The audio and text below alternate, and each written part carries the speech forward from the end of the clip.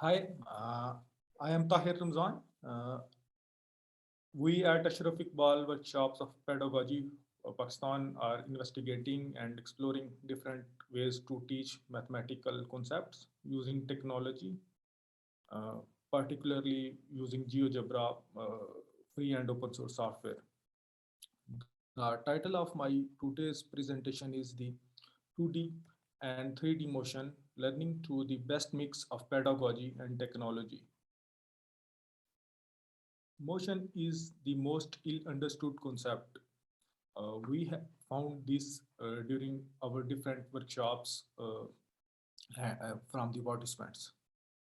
We had hundreds of participants from fourth grade to PhD teachers, both males and females of all age group. We had quarterly cycles for more than 3 years. Uh, Students from having different backgrounds from public schools to elite universities. Uniform circular motion is present in the galactic as well as atomic level. Projectile motion is studied in the school, colleges, and in the first course of calculus in the universities. What we have found that time is not present in the 2D and 3D motion diagrams, and in the equation in the form of x square plus y square is equal to r square. There is no representation of time, which is causing a lot of confusions and misunderstanding in the mind of students. So we are exploring different solutions to integrate time in the teaching of motion diagrams. Let me share some.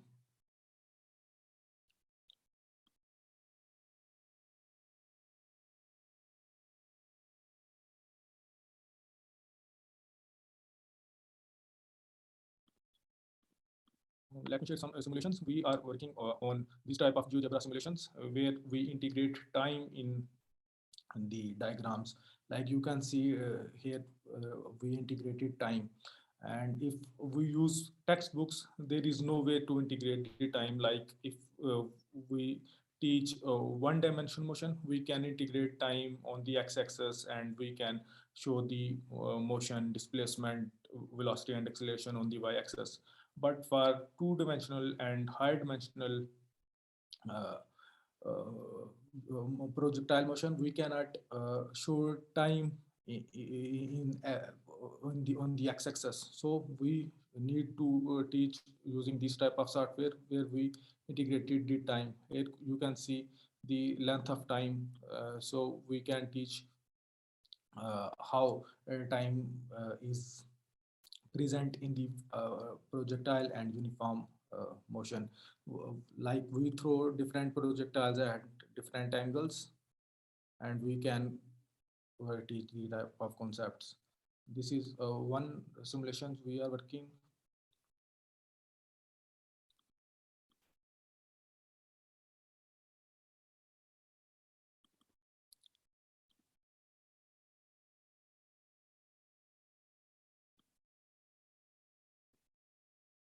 Okay, here are the other simulation. We can see there is a circle. You can say x square plus y square is equal to r square. Almost all A, B, C, and D are same circles.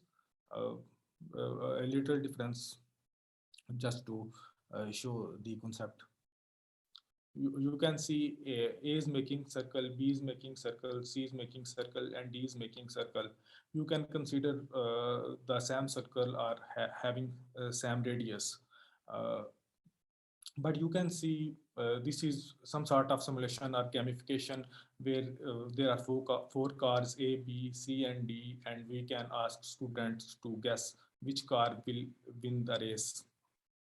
So they can understand the concept of displacement, velocity, and acceleration. Like you can see, A was very fast at the start and uh, covered first three quarters before any other uh, point B, C, and D.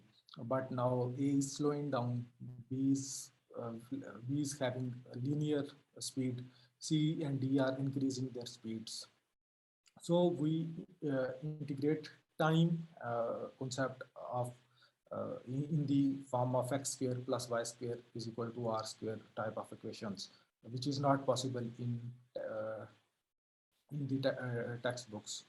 Now, if we pause this simulation here and we ask students which car A, B, C, or D, or bike A, B, C, or D will win, they will start enjoying it and they will understand the underlying concepts.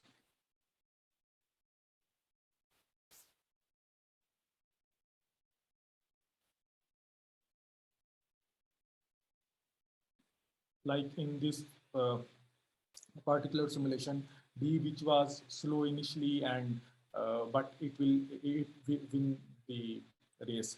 So D was basically an exponential function and C was also an exponential function. B was a linear function and A was a logarithmic function, which is slowing down. These type of concepts can be taught using these type of simulations.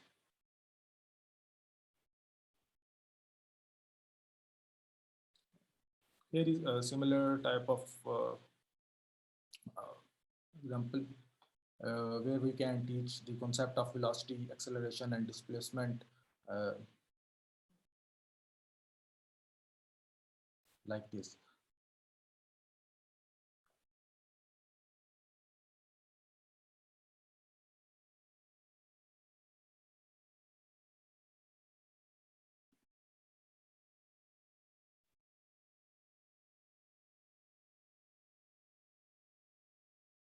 You have 3 minutes left, Tahir.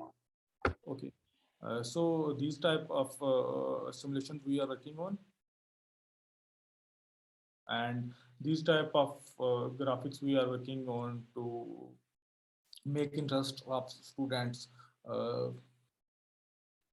Like we are making connections between circular motion and satellites and orbital speeds of planets. Like these all are similar things like Newton canon.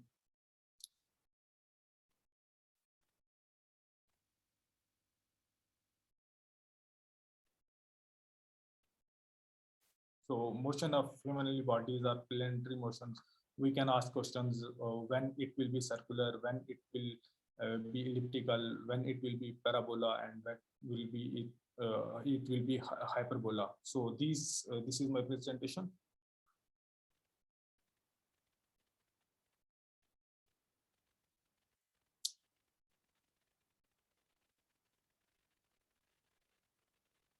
Uh, Now you can ask the questions.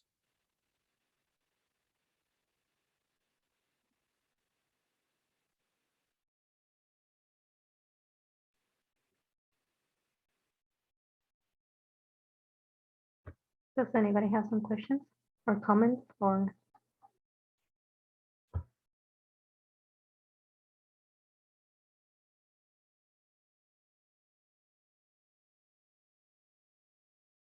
Okay, I would just say it's pretty interesting, and I would just ask you, to whom is it? What kind of students are you focusing your research? Is it for secondary school students, or high school, or university students? We are basically targeting secondary students and high school students. Okay, so for physics or for math, or? We are basically in current work want to make simulations for the concepts of displacement, velocity, and acceleration, which is concepts which are concepts of calculus. You can say it's either mathematical or of physics, both. Okay. I think it's pretty nice.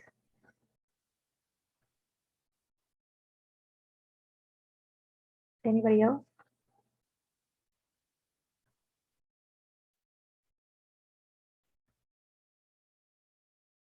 No, nobody?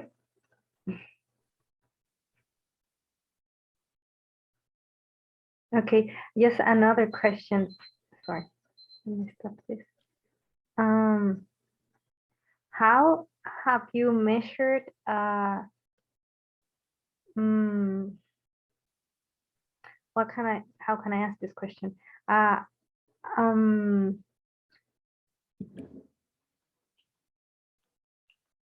do you measure the progress? I mean, is it some kind of questionnaires towards teachers, or is it some kind of questionnaires towards the students, or there's no interest at the moment in that? It's just developing the tools. Yeah. Okay. We pose a simple question like a cycle is moving in a circle with a constant radius, and with a constant radius and constant speed, what will be the velocity of that motorbike or cycle? So most of the students answer, like 80% of students answer that there will not be any velocity because of the constant speed. They miss the concept of direction, like the direction of bike or direction of cycle is constantly changing. They forget this. So these type of questions help us to measure what are their standings. So basically, you want to have besides or to improve the developing of this application in GeoGebra, you basically want to understand how they're thinking. Yes, exactly. It's not about if their way of thinking or their grades or anything like that is improving. It's how are you thinking, so I can have some feedback for my app. Yes, definitely. We want to make interest of the students to grab their interest, and then we judge what they are doing and how we can improve that, or what are the impact of our research or simulations on their learning. Okay, I think it's pretty cool. I'm a physics teacher, and in that sense, I've never seen this kind of relationship in between displacement and time in an interactive way that is quite easy to understand. So I think it's a pretty nice work. Thank you very much. I think I would use it at some point. Thank you. Is anybody else? We still have some time, so does anybody else have some questions, comments, jokes, whatever? No? Okay. So if it's okay with you, I'm next, and then it's Johanna. Yeah. Okay. Is it okay with you if I keep going on? Okay. One second.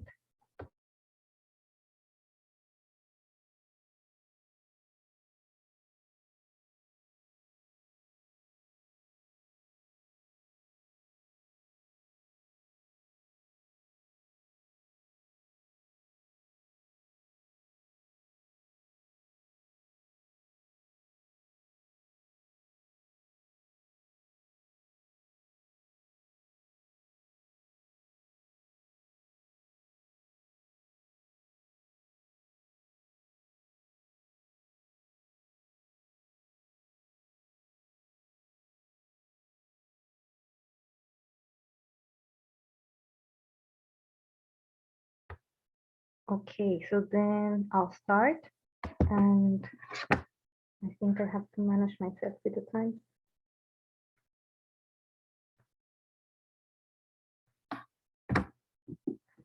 Okay. So basically, what I'm doing at the moment is trying to implement my way of teaching physics, through long distance. So how have I been doing this? I mean, for me, it's pretty important to use experimentation still. And since it's online, it's also quite important to use some virtual reality tools. And okay, so why is this important for me? So as as a background, I am a physicist, I'm a researcher, and well, I'm a passionate, creative, inquisitive person. And my main interest is the students. So my study in general terms is focused on students. This is just a visual insight of what I've done in research with semiconductors, and also when I was a teacher in Mexico, I taught physics and maths to high school students in there, and we had a lot of fun. My nowadays motivation, on the other hand, is a little bit different. It's a kid. Her name is Alicia, and she's 9 years old, and she's from Chile. And she wanted to learn physics and chemistry through experimentation. So we're far away, and we use these kind of experiments, easy experiments, so she can learn concepts. And we also use some tools like AlgoDo, so she can reinforce the concept that she's learning in the moment. We worked as well with AlgoDo, for example, here with reflection and refraction. Refraction, you can see it here, and reflection, I put her a maze and she had to solve it. 2 lasers in there, and she had to solve the maze just using mirrors. So this is what we learned so far: reflection, refraction, and also friction, the concept of friction. We did some experiments in there physically at distance, and then we also used AlgoDo as a communication tool. And also we started using Minecraft, for example, and it was a motivation that came out of her. Why Minecraft? Because there she could have her space to communicate with me and to put into practice what we just learned before. So she used different materials to build, for example, this kind of river. She used water, she used ice, she used some wood as well, etc. And she herself tried the difference in smoothness of the different types of materials. And she passed from understanding the concept of roughness or smoothness to understanding that there's something which is called friction in between 2 surfaces. And then we made this kind of race virtually and also in practice. And she classified the winners of the race. I mean, the materials in the race. Also, it was her own motivation to participate in a science fair, and she did it with some Newtonian fluids. And there she is. She had to make these boards where she will explain everything that she learned. She called them fluidos locos, like crazy fluids. And she also did her own hypotheses or her own small research as well. And she had to think about an application of non-Newtonian fluid in technology. So she thought about covering holes in the streets with these non-Newtonian fluids bags. So I think we've learned quite a lot together. We learned already about friction, we learned already about reflection, refraction, and of course non-Newtonian fluids. And it seems like they're not related, but this is supposed to be fun. She's supposed to be motivated to learn. So we're not having a specific structure to actually teach her this stuff. It's just learning and repeating it and having fun at the same time. And well, she came to my life after this other kid, Ezra, who is smaller than her, and he's 6 years old. And I started with him this online teaching using games and using experiments. And we did together, we learned how a convex and a concave mirror works with bunnies. We also learned about reflection together. And we built up a easy spectrometer so he could see that rainbows in there due to different elements. So, but he was kind of like junk for this. So at the end, we had to stop to give him time to grow. So I saw the motivation in him, and I saw also the motivation in a 9-year-old. So I think you don't have to be in high school or in junior high school or have a previous knowledge of some physics concepts or some mathematics concepts to actually understand physics. We can build it up together slowly, step by step. And well, this is how I build up the classes. So the question was for me how to build up a physics classes hybrid because of the distance with a good communication approach. And why communication is important? Well, communication is important because it is the interaction of the student and the teacher, and it's critical in both the teaching and the learning processes.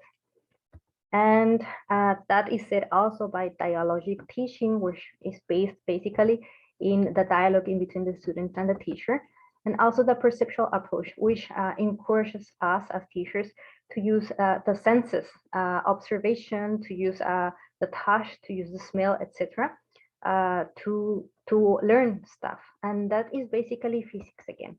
And also constructivism. Why? Because we start building the concepts from zero. So we build the concepts together by doing experimentations. I don't come with a prefabricated concept that we already know. So in that sense, I'm not teaching them what is friction. We build up together what is friction. And which are the apps and tools that I base myself into to give these classes to these kids? Well, is Algodo, as I mentioned before, where I can make some physics simulations in there, mechanics, optics, fluids. All these things can be done by Algodo. And it's pretty interactive and easy to use because it can be used to do some drawings in there in an easy way. She did all these drawings that I presented in there. Also Minecraft as a communication tool, as I said before, because there she can apply and show me what she've learned. So that's her space for her to express herself and to let me know how is it going for her. Also Angry Birds, the same way we learn concepts in there. And I haven't used this one with her, but in a future I will. And this is Firefox, and this is just an application in the cell phone where which I can use to measure pressure, for example, or velocities, or angular velocities as well, or etc. All these things can be measured by Firefox, and it's pretty easy and it's free. And also Crocodile Physics, where I can also simulate in there some electromagnetic experiments or from electricity experiments. And well, recently I've been learning how to 3D print. So I'm using also 3D printing to teach physics, in this case, through a gyroscope that I'm building up. And yeah, that is basically what I'm trying to do at the moment in my research. And yeah, basically I'm in the end. I don't know if you have any questions or suggestions for me or anything that you would like to share. Thank you very much.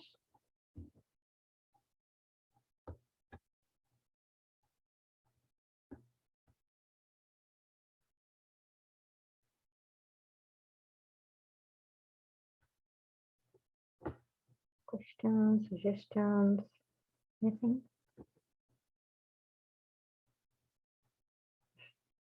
Johanna? Yeah, hello. Yeah, thank you for your interesting talk. So you presented that communication interaction is really important, and also in the hybrid teaching. What tools were you using or are you using in your study? Tools in terms of communicating with her are basically the virtual reality tools like Minecraft or like Algodo. Because you interact with her in these Minecraft tools.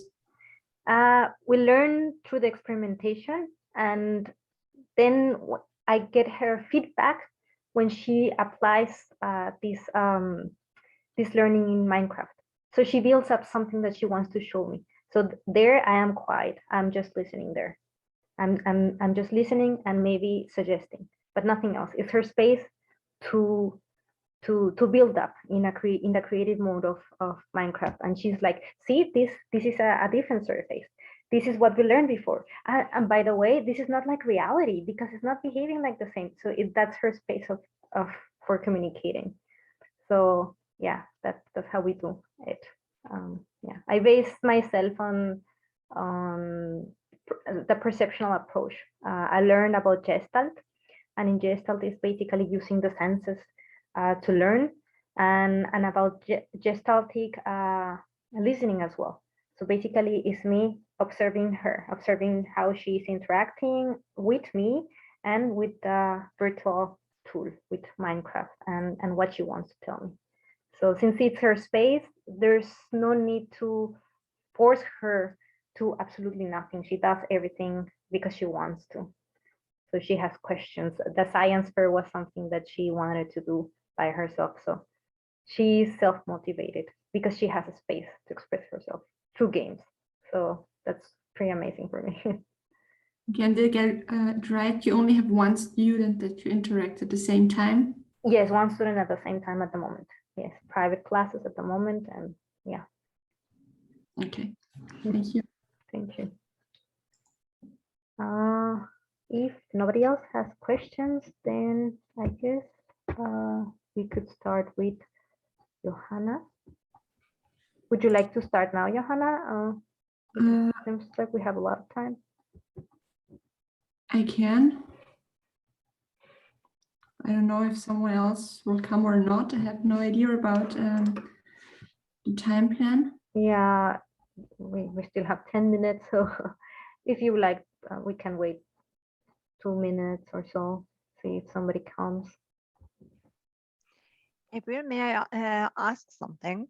Sure. So, you said that you have that one student. Is it always the same girl, or is it always another student? At the moment, it's just the same girl. Just one girl. And do you think it's possible to use your ideas with a group In long or distance. in a class? Mm-hmm. In long distance, I think it's possible, but not.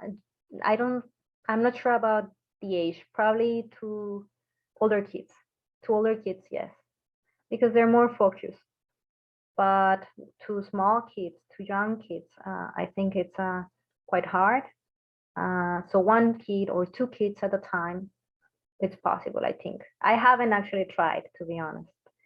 But since I've been a high school student and also been working with kids in separate ways, I have the feeling grabbing the attention of several kids at the same time online, it's quite hard. Yeah. But with high school kids or secondary school kids, I believe it's possible. Thank you. Hi, April. Hi. Hi. Yeah. I would like to propose a question. Well, it's regarding to the motivation of the student, because the student used the experiment and also she used the VR, right? Yeah. And then is there any? It has a positive impact to the student. And what I would like to know is that what distinguish between the when the student used the VR and also the motivation of the student when she use the VR and also when she does the experiment. I think that's it. Thank you. Wow. It's hard for me to see a difference because she's super young, she's 9. So she is really interested in using her hands, but she's also really interested in using the apps. So she's quite well equilibrated in that sense. She's not just like focused on screen. She wants to do the stuff. So I guess not every kid is like that. Some will lean more towards the VR, some will lean more to the experimentation. Especially nowadays that every kid wants to focus just on the screen and the games. But I think that's part of the challenge as well too, because it's physics. So physics, as well as math, sometimes you need to touch the stuff. You need to be there, to be present, not to just imagine it. Yeah. So I think it's part of the challenge to lead them to use the screen, but then to come out of it for a bit and find out that it's pretty marvelous to actually do the stuff with your hands, I think. Yeah. Thank you. Thank you. So yeah, okay. So I'll stop recording and then you can start, Johanna. Yeah. So April, I think it's really good. I think you made lots of improvements. So I'm very impressed. And I think then this is the way to find people to discuss your project and then also collaborate, because I think in this kind of transitions, when what you just mentioned is really important. That how do we move between the virtual and the physical environment?